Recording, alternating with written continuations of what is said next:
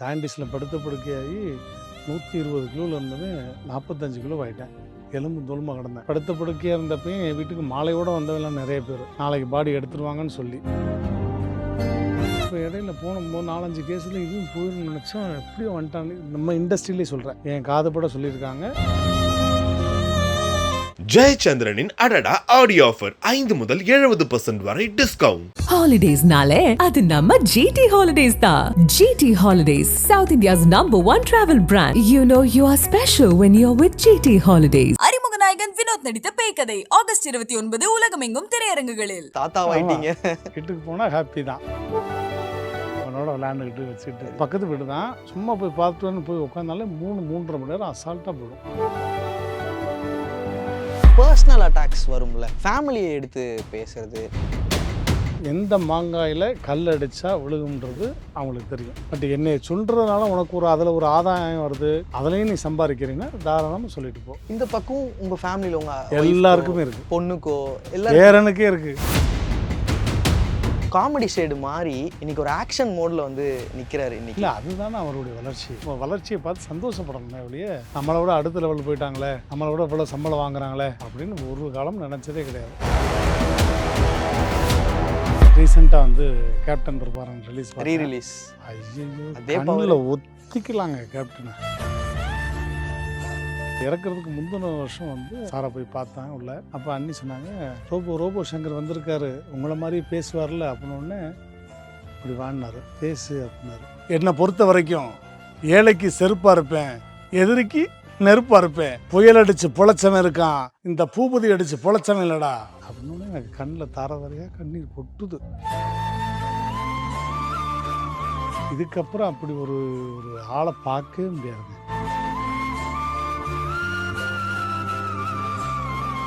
வணக்கம். வணக்கம். வணக்கம், எப்படி இருக்கீங்க?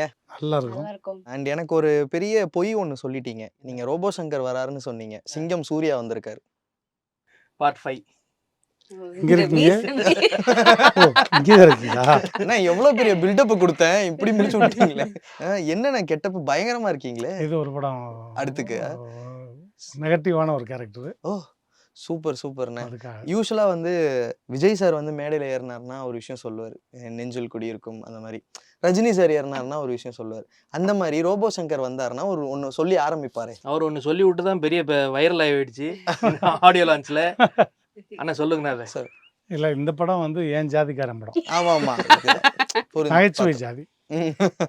ஓகே. ஒரு பாஸ் விட்டோன்னே அதுக்கு ஏற்ற மாதிரி அழகாக வடிவமைச்சு அதை எழுதி தம்ப்நெயில் போட்டுக்கிட்டோம். சூப்பராக பண்ணிட்டான். உங்களோட அந்த இது இருக்கும்ல, நீங்கள் வரீங்க அப்படின் போது இந்த மைக்கை பிடிச்சோன்னையும் செல்லக்குட்டி அப்படி ஆரம்பிச்சிங்கன்னா தானே அது என் செல்லமே, செல்லக்குட்டி, தங்கமே, அன்பே, பட்டே, பவளமே வந்துட்டுண்டி. சூப்பர்ண்ணே, நைஸ். ஸோ இந்த கான்செப்டோடய ஒத்தி சில கேள்விகள் கேட்கணும்னு நினைக்கிறேன். இப்போது 2 பேருமே பர்சனல் லைஃபோ ஒரு சினிமா லைஃப் ரெண்டுத்தையுமே வந்து நம்ம இந்த இண்டஸ்ட்ரிக்குள்ளே வரும்போது அதை ஈஸியாக வந்து ஒரு கிரிட்டிசைஸ் பண்ணுறதோ அதுவுமே ஒரு விதமான ஹியூமிலேஷன் தானே, ஷேமிங் தானே.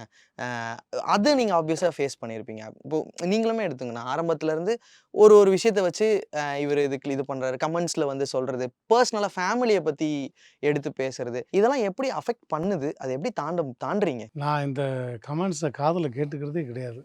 ஃபோனில் படிக்கணும்ண்ணே. இல்லை, வேலை இல்லாதவன் தான் இந்த வேலையை பண்ணுவான். வேலை இருக்கவன் அவன் வேலையை பார்த்துட்டு போய்கிட்டே இருப்பான். வேலை இல்லாதவன் தான் அந்த கமெண்ட் பண்ணுறது, வைக்கிறது, எல்லா வேலையும் பண்ணுவான். இப்போ ரீசனாக சொல்லணும்னா, உங்களுக்கு நான் ஜோடி ஆடும்போது வந்து 122 கிலோ. அப்போ ப்ரமோ ஷூட் எடுக்கிறாங்க, எல்லாருக்கும் பேர் ஆடுறாங்க, எனக்கு பேர் இல்லை. என்னை கேட்டால் அவர் கருப்பாக இருக்கார், அவர் குண்டாக இருக்கார், அவர் கூட நான் ஆட மாட்டேன், அதனால் எங்களால், ஏன்னா அவர் காமெடி பீஸு, ஆடினார்னா அடுத்த எபிசோடே எலிமினேட் ஆயிடுவார், நாங்கள் அசிங்கப்பட்டு போயிடுவோம், இப்படிலாம் சொல்லி பண்ணல. நான் மட்டும் தனியாக ப்ரமோவில் ஆடிருப்பேன், நீங்கள் இப்பயும் கூட போட்டு பாருங்கள். அதுக்கப்புறம் என்னை வந்து இவர் கூட நான் ஆடுறேன்னு சொல்லி வந்த பொண்ணு தான் அந்த ஸ்வைங் பாட்டுக்கான்னு அந்த பொண்ணு. ஆனால் கிளைமேக்ஸில் ஃபைனலில் நான் இன்னும் சொல்லக்கூடாது, பிரபுதேவா மாஸ்டருடைய தம்பி செமிஃபைனலில் எலிமினேட் ஆகிட்டார் பிரசாந்த். நான் ஃபைனல் நின்னேன்.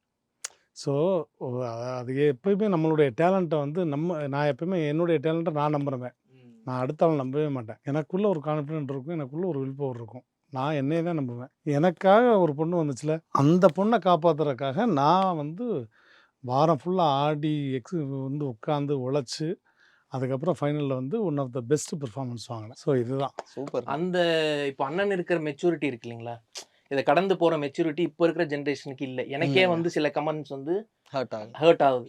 இப்போ வேர்ஷனிக்கும் 100% ஆகும். பட் அதை பை டைம் அது நாங்கள் கடந்து போயிடுவோன்ற நம்பிக்கை இருக்குது. இப்போது நானுமே வந்து வெயிட் போட்டிருக்கேன். ஏன் வெயிட் போட்டேன்னா ட்ரெமண்டஸ் ஸ்ட்ரெஸ். நான் ஜான்வரியில் பட ஆரம்பிக்கும் போது 98 கிலோண்ணே, இப்போ 120 தாண்டி போயிட்டுருக்கு. சரிங்களா, ஏன்னா ஸ்ட்ரெஸ். ஏன்னா நாங்கள் ஒரு சின்ன டீம், ப்ரொடக்ஷனும் நாங்களே பண்ணுறோம், படமும் நாங்களே பண்ணுறோம். ஆமாம் இருக்கும். அந்த ஸ்ட்ரெஸ் வந்து ஸ்லீப்லெஸ் நைட்ஸ். நான் இந்த இன்டர்வியூவும் வர ஐடியாவில் இல்லை. ஏன்னா நேற்று நைட் நான் தூங்கலை. ஓகே. ஏன்னா ஒர்க் போயிட்டுருக்கு. பட் ஆனால் இதெல்லாம் நான் சொல்லணுன்ற அவசியம் எனக்கு இல்லை. பட் இதெல்லாம் யாரும் பார்க்காம சின்னதாக ஒரு கமெண்ட் வந்து போடுறது இட்ஸ் ஹர்ட்டிங். பட் வந்து நாங்கள் அதை கடந்து போகிறதுக்கு உண்டான மெச்சூரிட்டி அதெல்லாம் பார்த்து நாங்கள் கற்றுப்போம். இப்போ எப்பயுமே அடிக்கிற கற்களை படிக்கற்களாக மாற்றிட்டு போயிட்டே இருக்கணும். அதான் ஒரு என்ன சொல்கிறது, நம்மளை பாடி ஷேம் பண்ணுறதோ இதெல்லாம் ஒரு கட்டத்தில் இருக்கும்போது பர்சனல் அட்டாக்ஸ் வரும்ல, ஃபேமிலியை எடுத்து பேசுறது, நம்ம ஏதோ ஒரு சிம்பிளாக ஒன்று பண்ணியிருப்போம், அதை வச்சு குறி வச்சு அதை இது அதாவது எந்த மாங்காயில் கல் அடித்தா விழுகும்ன்றது அவங்களுக்கு தெரியும். சொத்த மாங்காயில் அடித்தா யாரும் பார்க்க மாட்டான். ஓகே. ஸோ இப்போ நம்மெல்லாம் வந்து நான் டிப்ரெஷன் ஆகி படுத்த படுக்கையாக இருந்தப்பையும் என் வீட்டுக்கு மாலையோடு வந்தவெல்லாம் நிறைய பேர் நாளைக்கு பாடி எடுத்துருவாங்கன்னு சொல்லி. ஆனால் அவங்களையும் மீறி அதே மேடையில் நான் நின்று அவார்டும் வாங்கிட்டு வந்துட்டேன். போய் சில விஷயங்கள் பண்ணிட்டு வந்தேன். திரும்ப பார்க்கும்போது எப்படி வந்தான், இப்போ இடையில போன 4-5 கேஸில் இதுவும் போயிடும்னு நினச்சோம், எப்படியோ வந்துட்டான்னு நம்ம இண்டஸ்ட்ரியிலே சொல்கிறேன். Okay okay. என் காதுபட சொல்லியிருக்காங்க. நான் யார் பர்சனல் டாக்டரை பார்த்து ட்ரீட்மெண்ட் எடுத்தனோ அந்த டாக்டர்கிட்டே சொல்லியிருக்காங்க. அவரே என்கிட்ட சொன்னார், என்னப்பா உங்கள் இண்டஸ்ட்ரியில் ஒன்றேவே இப்படி சொல்கிறாங்க அப்படின்னு. விடுங்க சார், சொன்னால் சொல்லிட்டு போகிறேன், நமக்கு என்ன. 3 மாதம் கழிச்சு ஒரு 6 மாதம் ஜிம்முக்கு போகவே கூடாதுனாங்க. ஜாயின்டிஸில் படுத்த படுக்கையாகி 120 கிலோவில் இருந்தவன் 45 கிலோ ஆகிட்டேன். எலும்பு தோலுமா கிடந்தேன். 3ஆவது மாதமே கிளம்பி ஜிம்முக்கு போய் 7ஆவது மாதம் மிஸ்டர் மதுரை அட்டன் பண்ணி பிளேசிங் வாங்கினேன் நான். அந்த ஃபோட்டோ வீடியோ எல்லாமே இருக்குது. ஸோ அதனால் நம்ம செல்ஃப் கான்ஃபிடென்ட் அதிகம். அதனால் நம்ம ரூட்டில் மாடு போய்கிட்டே இருப்போம். 1000 பேர் என்னத்தையும் சொல்லிட்டு போகிறேன் வைக்கிறேன். பட் என்னை சொல்கிறதுனால உனக்கு அதில் ஒரு ஆதாயம் வருது, அதுலேயும் நீ சம்பாதிக்கிறீங்கன்னா தாராளமாக சொல்லிட்டு போ. இந்த பக்கம் உங்கள் ஃபேமிலியில் எல்லாருக்குமே இருக்குது, பொண்ணுக்கோ பேரனுக்கே இருக்குது. ஓகே. எப்படி இருக்காரு அதான் கேட்கணும்னு நினச்சோம். பேரனுக்கே வந்து நான் இப்போ சொல்கிறதெல்லாம் 1000 பேர் என்ன சொல்லட்டும், அப்பா அம்மாவை பற்றி என்ன சொல்லட்டும், தாத்தாவை பற்றி என்ன சொல்லட்டும், கவலையே படாத, நீ ஒரு வீட்டில் போடா, பின்னாடி நான் வரேன்டா தாத்தா அப்படின்ட்டு. Super, nice. எப்படி நான் ஜாலியாக இருக்கா? இது ஒரு புதுசான ஒரு இதில் தாத்தா ஆயிட்டீங்க. வீட்டுக்கு போனால் ஹாப்பி தான், அவனோட விளையாண்டுக்கிட்டு வச்சுட்டு. அது ஒரு மாதிரி ஆயிடும்ல, என்ன நம்மளும் குழந்தைய மாதிரி. ஆல்ரெடி நீங்கள் குழந்தை மாதிரி தான் இருப்பீங்க. 2 பேரும் குழந்தைய மாதிரி விளையாட சிரிக்க. அது கொஞ்ச நேரம் அப்படி உள்ளே போயிட்டோம்னா, சும்மா போய் பார்த்துட்டு வரேன்னு பக்கத்து வீடு தான், சும்மா போய் பார்த்துட்டு வரேன்னு போய் உட்காந்தாலே 3-3.5 மணி நேரம் அசால்ட்டாக போயிடும். ஓ, ஜாலியாக அவனோட விளையாண்டுக்கிட்டு. ஸோ நைஸ், சூப்பர்ண்ணே. அது நான் ஏன் இந்த கேள்விகள் கேட்டேன் அப்படின்னா, படம் வந்து இப்படிலாம் பண்ணாதீங்க, இப்படி பண்ணுறதுனால ஒருத்தன் எப்படி ஃபேஸ் பண்ணுறான்றதை தான் வந்து ஒரு கான்செப்டாக ட்ரைலரில் நம்ம பார்க்கும்போது தெரிஞ்சுக்கிட்ட விஷயம். பட் படம் பார்க்கும்போது தான் தெரியும் இந்த கேரக்டர், இந்த பால்ட்னஸ் இருக்கிற ஒரு கேரக்டர் என்ன ஃபேஸ் பண்ணுறான், அவன் எப்படி பஸ்ட் அவுட் ஆகிறான், இதுதான் அப்படின்னும் போது. ஸோ உங்கள் பர்சனல் லைஃப்பில் அது கனெக்ட் ஆனதுனால தானே இந்த படத்துக்குள்ளே நீங்கள் வந்திருப்பீங்க. ஸோ அதை தெரிஞ்சுக்கணும், இது தெரியறது மூலயமா பார்க்கும்போது ஓகே ரோபோ சங்கர் அண்ணன் வந்து இப்படி ஒன்று பார்த்துருக்காரு, இப்படி வந்திருக்காரு, அது தெரிஞ்சுக்கணும்னு தான் கேட்டது. அண்ட் படம் இன்னும் கொஞ்ச நாள் தான் இருக்கு. 29th ஆகஸ்ட் ரிலீஸ் ஆகுது. தியேட்டர்ல பாருங்க. ஓகே, வந்து பாருங்க. இந்த படம் கண்டிப்பா ஒரு வெற்றி படமா இருக்கும். நான் உங்களை ஃபர்ஸ்ட் ஸ்டார்டிங் பார்த்ததுல இருந்தே சொல்றேன், அது இது அந்த டைம்லேயே வந்து இப்போ நிறைய அதுக்கு ஒரு ஸ்கிட் மாதிரி ஒரு ட்ராமா மாதிரி பண்ணி அந்த மாதிரிலாம் ஸ்டேஜ் பண்ணுறாங்க, பார்க்க ரொம்ப அழகா இருக்கு. ஆனால் நீங்கள் அந்த டைம்ல வந்து ஒரே ஒரு ஆள் தான் வருவீங்க. நீங்கள் சிவகார்த்திகேயன் அண்ணா இருப்பாரு, நீங்க வருவீங்க, 3 பேருமே சிரிச்சிருவாங்க. ஸோ இது எப்படி ஒருத்தரை அது வந்து அந்த கிவ் அண்ட் டேக் இருக்குன்னு சொல்கிறோம் இல்லையா. இப்போ என்னை பற்றி தம்பிக்கு தெரியும், சிவாக்கு. நான் உள்ளே வந்து ஒரே ஒரு கண்ணர் சொல்லுவேன், இன்னைக்கு நான் ஸ்கூல் பையன் மாதிரி வர்றேன்ப்பா, அவ்வளோதான். அவ்வளோதான் இருக்குமா? அவ்வளோதான், முன்னாடி டிஸ்கஷன் அதெல்லாம் எதுவும் கிடையாது. ஸ்கூல் பையன் மாதிரி வருவேன், நீ ஏதாவது கேளு, நான் ஏதாவது சொல்லுவேன். பெரிய கேனை தூக்கிட்டு வருவேன், டவுசரை போட்டு மேலே ஏற்றிக்கிட்டு. அதில் ஃபஸ்ட்டு எடுத்துகிட்டு ஓப்பனிங்கில் கேட்பேன். வடிவேலு பாலாஜி வந்து வாத்தியார், மொத்தம் 10 ஸ்டூடெண்ட் இருப்பாங்க, எல்லாரும் சேட்டை பண்ணுவேன், நான் மட்டும் இப்படியே இருப்பேன். பாடுறா, இப்படி ஒரு பச்சை பிள்ளைய எங்கேயாவது பார்த்துருக்க மாடா செல்லம், உன் பேரை நடித்தாங்க, பேர் சொல்லக்கூட தயங்குற அந்த பிள்ளை, அப்படி வளர்த்துருக்காங்க அந்த பிள்ளைய, கவலைப்படாதீ சொல்லு, அதுக விடு, சொல்கிறா அவன் பேர் என்ன தங்கம்? ஐயோ இவ்வளவு அப்புறாணியாக இருக்கியே, பேர் சொல்லணும். வாயில பாக்கு பாக்க துப்பிட்டு வர்றேன். வாயில பாக்கா? இதெல்லாம் ஸ்பாட்டில் பண்ணது அப்படியே. அப்படியா? ஓகே. ஆனா அந்த கிவ் அண்ட் டேக் வந்து ரொம்ப நேச்சுரலா இருக்கும். இதுக்கு முன்னாடி கண்டிப்பா இவங்க பேசியிருப்பாங்க. இது மாதிரி ஏன்னா நானும் இப்போ வடிவேல் பாலாஜிலாம் கிட்டத்தட்ட 25 வருஷம் மேடையில் பண்ணவங்க. அதனால் நான் என்ன போட்டால் அவன் பால் என்ன அடிப்பான்னு தெரியும். சிவாவுக்கு தெரியும். அதே மாதிரி சிவா என்கிட்ட கேட்பாப்புல. சிவாட்ட நான் கேட்பேன், நீ என்னைக்கு பிறந்த? வியாழக்கிழமை அப்படிம்பா. ஆமாம், நீ என்னைக்கு பிறந்த? நான் ஞாயிற்றுக்கிழமை. ஞாயிற்றுக்கிழமை லீவ்லடா, லீவில் எப்படா பிறந்திருப்பேன்?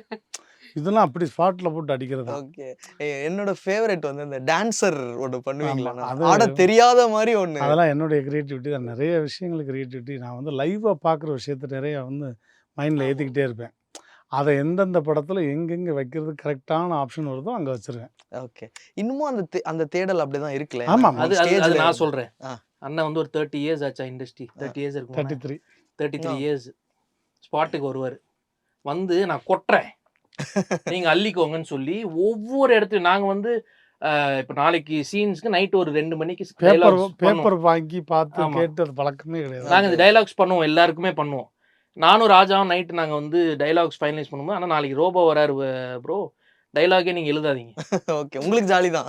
ஜாலி இல்லை, எங்களுக்கு வந்து அது கஷ்டம் தான். ஏன்னா வந்து அது எந்த ஆங்கிள் அண்ணன் எடுத்துட்டு போவாருன்றது எங்களுக்கு நான் ஒரு தெரியாது. 10 வெர்ஷன் வச்சுருப்பேன். ஆமா, உனக்கு என்ன வேணுமோ நான் வச்சிடுறேன், நீ என்ன வேணுமோ வச்சுக்கோ. ஸ்பாட்ல வந்ததுக்கு அப்புறம் ஆனால் இதான் மேட்ரு, இது நீங்க என்ன பண்ண போறீங்கன்னு அப்படியே கொட்டுவார். இது அல்றதா, இது அல்றதா, அது பரவாயில்ல, நான் டப்பிங்ல இல்லை. டப்பிங்ல ஒரு 20 கவுண்டர் போட்டு போயிருக்காரு. அவங்க Dubbing யாரோ வந்து- பேசிட்டு இருக்காங்க, இவர் நடுவில் ஒரு கவுண்டர். எனக்கு அது தூக்கவே மனசு இல்லை. அதுமாதிரி நான் என்ன பண்ணேன், அவங்களது மியூட் வச்சுட்டு இவரது வச்சுட்டேன். ஓகே. ஏன்னா அது ரீசெண்டாக வந்து பிரசாந்த் சாருடைய ஒரு படம் தெலுங்குக்கு பண்ணேன். தெலுங்கில் பண்ணப்போ அவங்க அப்பா வந்து யாராச்சும் டப்பிங் தியேட்டர் ஃபிக்ஸ் பண்ணிட்டாரு. ரோபோ காலையில் வருவாருங்க, ஒரு சீன் கெஸ்ட்டாக பண்ணியிருக்காரு.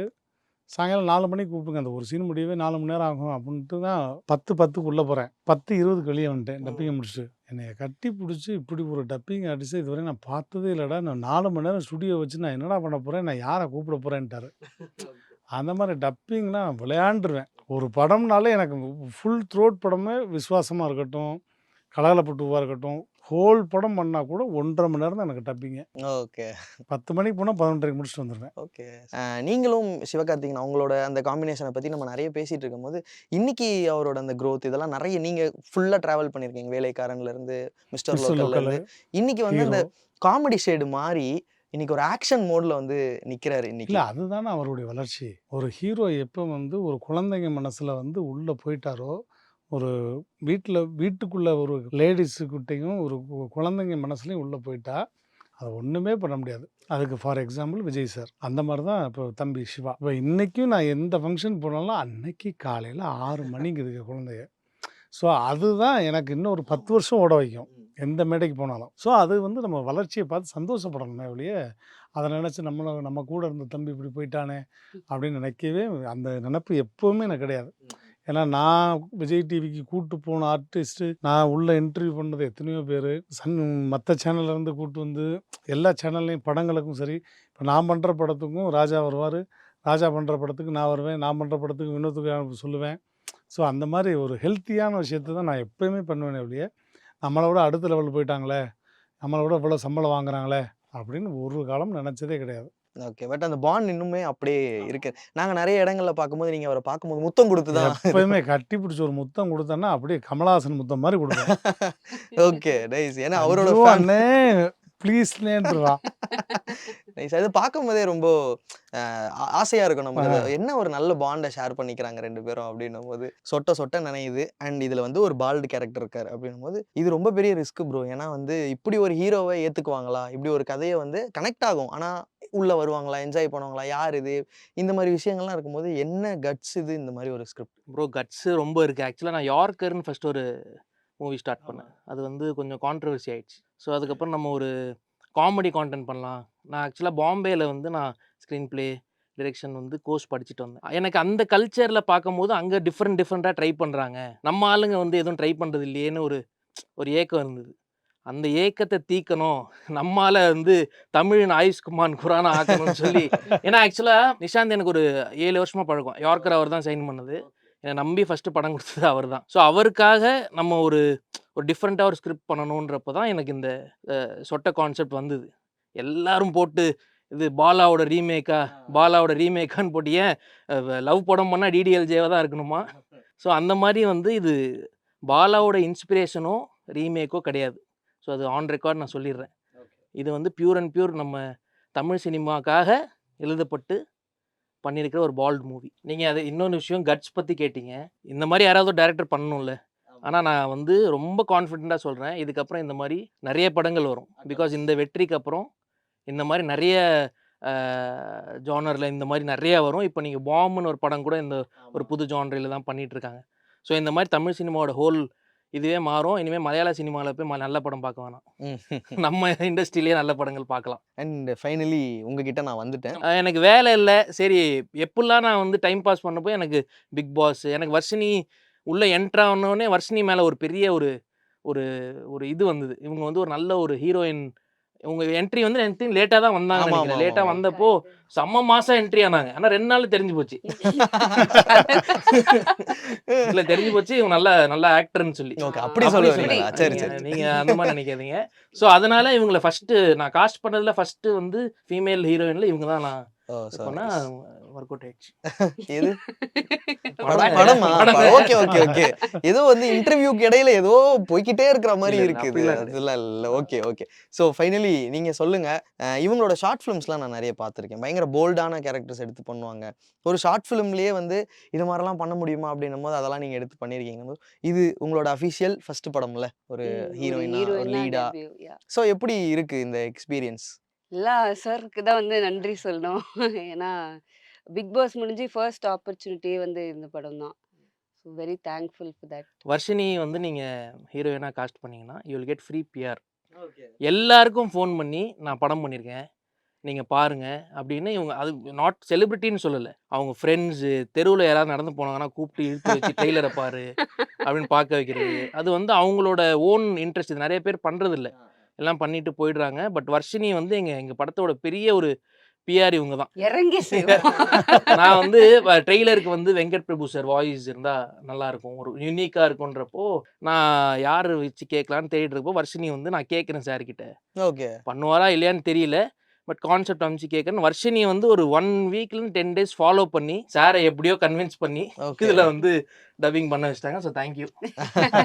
சூப்பர். ஸோ நீங்கள் சொல்லுங்கள், இந்த இந்த ஒரு கான்செப்டில் ஒரு படம் வருது, நம்மளோட ஃபர்ஸ்ட் படம், இது ஒரு டிஃப்ரெண்ட்டான அட்டம்ப்ட், இது எல்லாமே சேர்ந்து ஃபர்ஸ்ட் படமாக நடக்கும்போது எப்படி இருக்கு உங்களுக்கு? பயங்கரமா இருக்கு. ஆக்சுவலா இந்த ஸ்கிரிப்ட் இவங்க ஒரு ஒன்லைன் தான் சொன்னாங்க, அதுக்கே நான் வந்து ஓகே அப்படின்னு சொல்லிட்டேன். ஏன்னா ரொம்ப இன்ட்ரெஸ்டிங்கா இருந்துச்சு. யாருமே நம்ம தமிழ் சினிமால அந்த அளவுக்கு எக்ஸ்பெரிமெண்டெல்லாம் பண்ணல. அண்ட் காமெடி, லைக் ஒரு சென்சிட்டிவ் விஷயம் காமெடியா எடுத்துட்டு போறது, it's like a big task, risk எப்படி வேணா சொல்லலாம். அது வந்து கண்டிப்பா டெஃபினட்டா வந்து ஒர்க் அவுட் ஆயிருக்கு. ஸோ படத்தை பார்த்தீங்கன்னா உங்களுக்கே தெரியும். அண்ணன் ரொம்ப நாள் ஆச்சுண்ணே உங்களோட மிமிக்ரி பார்த்து. ஆ கண்டிப்பா இந்த அப்படி முடிக்கணும் தான் நான் எதிர்பார்க்குறேன். ஏதாவது ஒரு ஒரு ரீசெண்டாக வந்து கேப்டன் பிரபாரன் ரிலீஸ் ரீ ரிலீஸ். ஐயோ அதே கண்ணில் ஒத்திக்கலாங்க கேப்டனை. ஐயோ தேட்ரு ஃபுல்லுங்க. கமலா தேட்டர் அட்ராசிட்டி ஆயிடுச்சு. இன்னைக்கும் அந்த ஸ்க்ரீனில் பார்க்கும்போது அந்த எனர்ஜி பவர் கிடைக்குது. அப்பா, ஐயோ என்ன அழகு! அந்த லெக் மூமெண்ட்லாம் எங்கேருந்து எப்படி போகிறாரு, எந்த ரோப்பும் கிடையாது. ஃபைட்டெல்லாம் ஒன்மோர் கேட்டு சவுண்டு அப்பா. அதனால் கேப்டனோட நான் இருந்த தருணங்கள் வந்து அவர் இறக்கிறதுக்கு 2 வருஷத்துக்கு முன்னாடி தான். அப்போது அதுக்கப்புறம் வந்து அவங்க ஃபேமிலியில் ரொம்ப நான் க்ளோஸ் ஆகிட்டேன். தம்பிகளும் சரி, சண்முக பாண்டியனும் பிரபாரனும். படம் பார்க்கும்போது நானும் சண்முக பாண்டியனில் தான் உட்காந்து பார்த்தோம். அப்போ இறக்கிறதுக்கு முந்தின வருஷம் வந்து அண்ணிகிட்ட வந்து பெர்மிஷன் கேட்டு அப்புறம் சாரை போய் பார்த்தேன் உள்ள. அப்போ அண்ணி சொன்னாங்க, ரோபோ சங்கர் வந்திருக்காரு, உங்களை மாதிரி பேசுவார்ல அப்படின்னோடனே அப்படி வாங்கினார், பேசு அப்படின்னாரு. அப்படின்னோடனே எனக்கு கண்ணில் தாரதாரையாக கண்ணீர் கொட்டி அவரை மாதிரி பேசினேன். என் கையை அப்படி தடவி இப்படி பிடிச்சி அப்படி கையை பிடிச்சிக்கிட்டு அப்படி நெஞ்சில் வச்சுக்கிட்டார். 5 நிமிஷம் எடுக்கவே இல்லைங்க. எனக்குன்னா கண்ணீர் கொட்டுது. சூப்பர், நல்லா அப்படின்னார். ஸோ அந்த மாதிரிலாம் இதுக்கப்புறம் அப்படி ஒரு ஆளை பார்க்கவே முடியாதுங்க. இண்டஸ்ட்ரியிலையும் சரி, அடுத்து ஒரு இவ்வளவு பெரிய ஊர்வலம்லாம் வந்து வேறு எந்த நடிகருக்கும் பார்க்க முடியாது டெஃபினட்டாக. அதனால் கேப்டன் வயசில் சூப்பர்ண்ணே. ஜாதி ஜாதிங்கிறியே, ஜாதியாடா உன்னை பெத்துச்சு உங்கள் அம்மாடா மடையா. என்னை பொறுத்த வரைக்கும் ஏழைக்கு செருப்பாக இருப்பேன், எதிரிக்கு நெருப்பாக இருப்பேன். புயல் அடித்து பொழைச்சவன் இருக்கான், இந்த பூபதி அடித்து பொழைச்சவன் இல்லைடா. ஹேய், நல்லா சொல்கிறேன் கேட்டுக்க. துளசி வாசம் மாறினாலும் மாறும், இந்த தவசி வாக்கு மாறாதுடா. கிரிக்கெட் கேப்டனுக்கு இந்த புரட்சி கலைஞர் கேப்டனுக்கு ஒரே ஒரு வித்தியாசம் தான்டா. மேட்ச்ல இருந்தா கிரிக்கெட் கேப்டன், மக்கள் மூச்சுல இருந்தா புரட்சி கலைஞர் கேப்டன்டா. சூப்பர்ண்ணே. ஒரு செகண்ட் வந்து அந்த பாடி லாங்குவேஜ், அந்த அந்த வாய்ஸ் எல்லாமே அப்படியே எடுத்துட்டு வந்து நிறுத்தின ஒரு ஃபீல் தான். And thank you so much. ரொம்ப சந்தோஷமா இருக்கு. எல்லாரும் அவசியம் வந்து 29th அந்த தியேட்டர்ல வாய்ஸ்ல பாருங்க. சொல்லிருங்களே அது. அவசியம் எல்லாரும் வந்து 29ஆம் தேதி சொட்ட சொட்ட நனையுது அப்படி அழுகாம சிரிச்சுக்கிட்டே அப்படி பார்க்க வேண்டிய படம். அவசியம் தியேட்டருக்கு வந்துருங்க, மறந்துடாதீங்க. வரல வந்துருவீங்க. சூப்பர்ண்ணே. Thank you so much. நன்றி நன்றி. தேங்க்யூ.